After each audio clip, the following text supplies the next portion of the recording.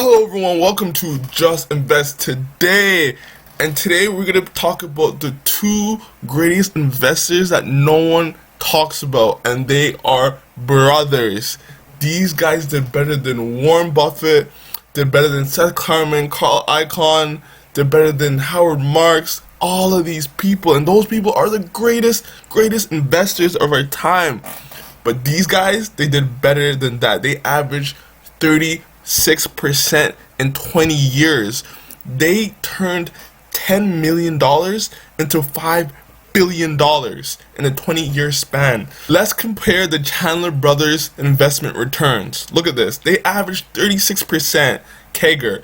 Compared to Buffett, 19% over 50 years, Klarman 20% over 34 years, Lynch 29% over 13 years, Soros and Druckenmiller both around 30% over 30 years.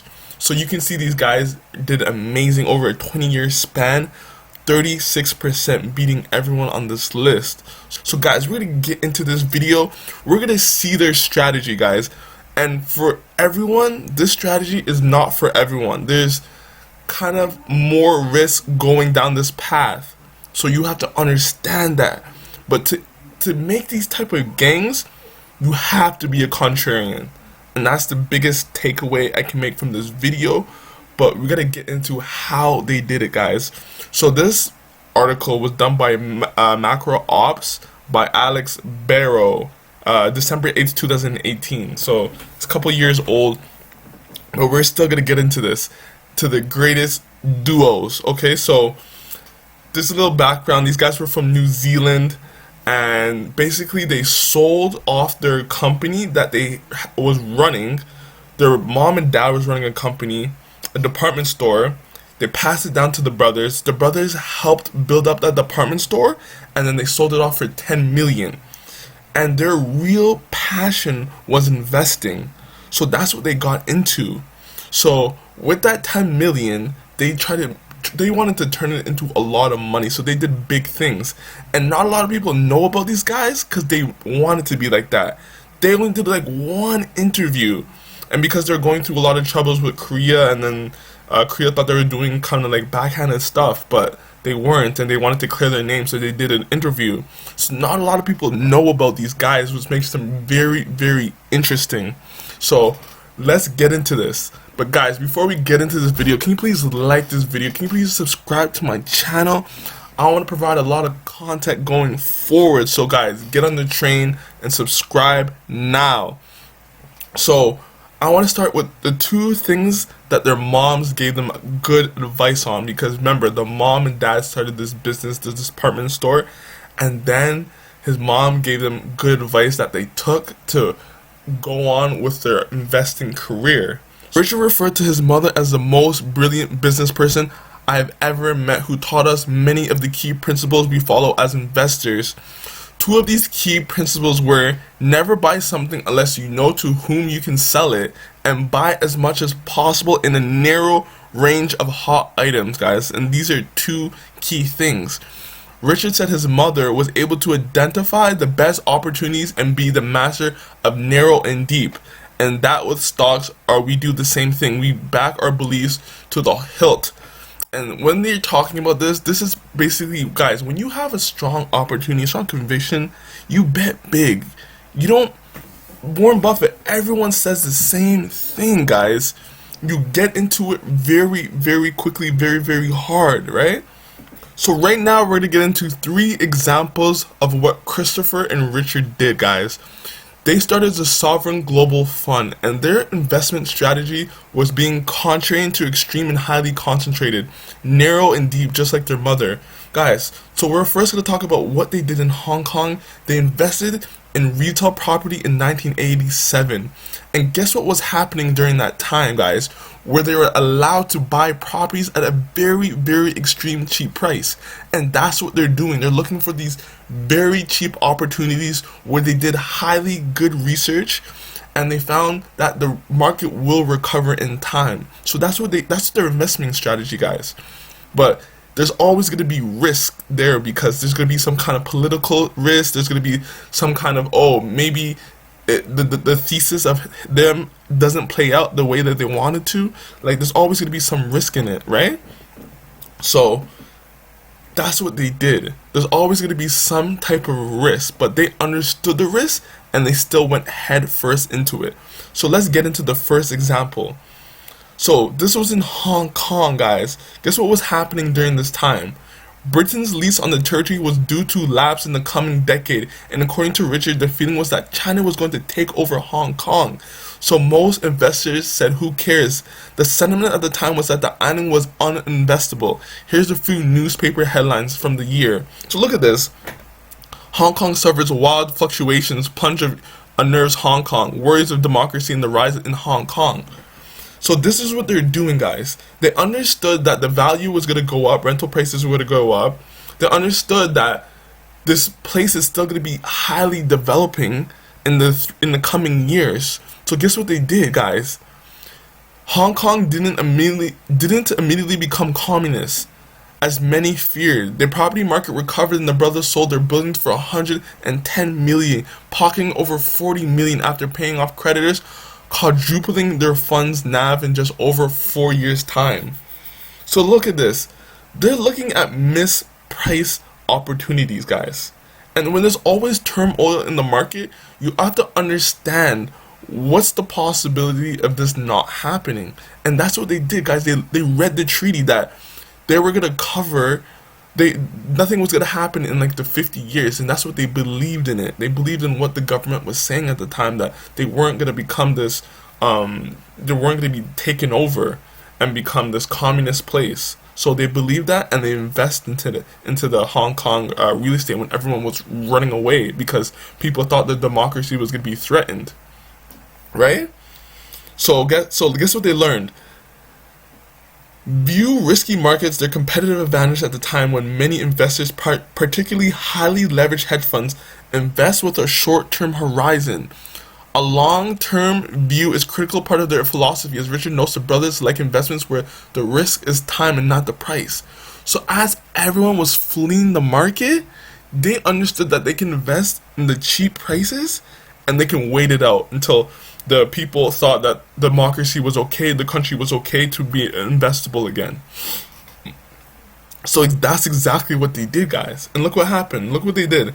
Chandler Brothers, this is what they brought. They brought right here before 1989, 1987. And look at their huge gains and how they pocketed $40 million. So that was their first big investment and how they became very successful in a very short period of time. So their next investment, with those winnings, look what they did. The recent winnings in Hong Kong, the brothers went looking in emerging markets. Richard recalled the fax machine was becoming very popular, and we felt that value was moving from real estate to communication. So we researched, and it found that Telebrás was the cheapest telecom company in the world. But this is very important, guys. They had a telephone monopoly, so they were looking at the cheapest, the cheapest companies with a monopoly. And Brazil was going through a crazy time because Brazil's hyperinflation had rendered earnings and PE ratios absolutely meaningless. And look what their bet was. This was their bet. The brothers bet that the government of then President Fernando would liberalize the economy and open the country up to foreign investment. And that's what their bet was in these distressed sectors. So after obtaining the government permission to invest in Brazilian equities, the brothers put 30 million, roughly 75% of their fund. Look how concentrated this bet is. That's their style, very heavily concentrated when they think they have the good odds in their favor. Into Telebrás shares in 1991 and a smaller amount in Electrobras, electric utility. This was even more contrarian bet than the Hong Kong was. Not only was the sentiment in the dumps in Brazil, but foreign investors weren't even looking at opportunities there. And the Chandler Brothers were walking their own path. Look at the headlines there. In Brazil, pessimism starts to keep pace with inflation rate. In 1993, the market recovered and Chandler sold out of the position later that year. The brothers more than 5x their initial investment in under 3 years, boosting their fund to more than 150 million. Richard said that the experience of riding out volatility helped them build emotional muscles, helping us to make it through the major market falls and grind through the trying times without losing equilibrium. Look when the Chandlers bought. in 1991, and boom, the market sold out right here in 1993, and they made 5x on their investment in just 3 years. So look at these high concentrated bets. They did this in South Korea, did this in Eastern Europe. Guys, they're doing it in Russia. And that's what I'm coming out to say, guys. We have to take these crazy bets sometimes where you think you have the odds in your favor. But this is a risky way to invest. But if you're willing to get these high bets, because we gotta fish where the fish are. And this is what the fish were in emerging markets when the sentiment of the country is low. So the guys actually did another huge bet in Japan during the huge Japan crisis. Look what they bought. They bought in 2002. It took a 50% dip. They still knew the bank was okay. They were going to survive. They're going to be backed by the government and bail them out. Guys, look what happened. In 2002, that's where they bought here. In like 2000, 2003, they rode it all out. Look at this until 2005. It made 10x later. Most fund managers are focused on what can go wrong rather than on what can go right, and we are too afraid to make that call. We are not. So here's the advantage Richard has and Christopher. Money managers have to account for their actions to their shareholders, which means they have an undue fear of underperformance. We invest only our own money. Our investment decisions are driven by optimism, not fear. The brothers also price scale, believing that the way they achieve outside returns is to make few big bets. Sovereign usually holds fewer than 10 stocks rather than manage a diverse portfolio. The challengers favor large cap stocks in big countries. It is very important to note that isn't dumb blind conviction. You are not a smart contrarian by just buying a halted falling asset. The crowd could be correct and the underlying could be worth much less than what it's selling for. So guys, you have to understand what they're doing, guys, and this is going to be almost the end of the video. So we have to understand the lessons of what Sovereign is teaching us and what Richard and Christopher taught us in this video. Guys, you have to understand the economy, what's going on. You have to understand the downside and be able to make those bets when there's max pessimism in the market for that country, for that stock, for whatever it is. And you have to be able to make big bets and have the courage in your bet once you understand the downside and the upside. So when you understand those two, you have to be able to make those big, huge bets on the stock market, guys. And that's what these guys were able to do. They understood the risk and they bought when there was max pessimism in the market, and they were willing to hold for 4 or 5 plus years to get all those maximum gains. So the main thing is, guys, you have to be patient, and they only make maybe 1 or 2 bets per year. If they're lucky. If they don't, they might not make a bet, and you have to be willing to do that. Be patient. We only fish where the fish are. So you have to you have to read a lot so you know when you having these huge opportunities in the market. For example, I'm taking this strategy to heart, guys, to be honest. That's why I made such a big bet on China. I think that the market will climb back from this max pessimism that we're seeing in the market today. And I believe in 2, 3, 4 years, everything is going to ride right back up. So guess what I did? I invest 50% of my portfolio into China. Yeah, huge amount of money, guys. Huge. So there's max pessimism in the market with regards to China. We see the layout of what China wants to do to the country. So, and they've been talking about they still want foreign investment. They still want people to invest in their country. So I'm already kind of hindering the downside because I've seen what the government laid out in their plans.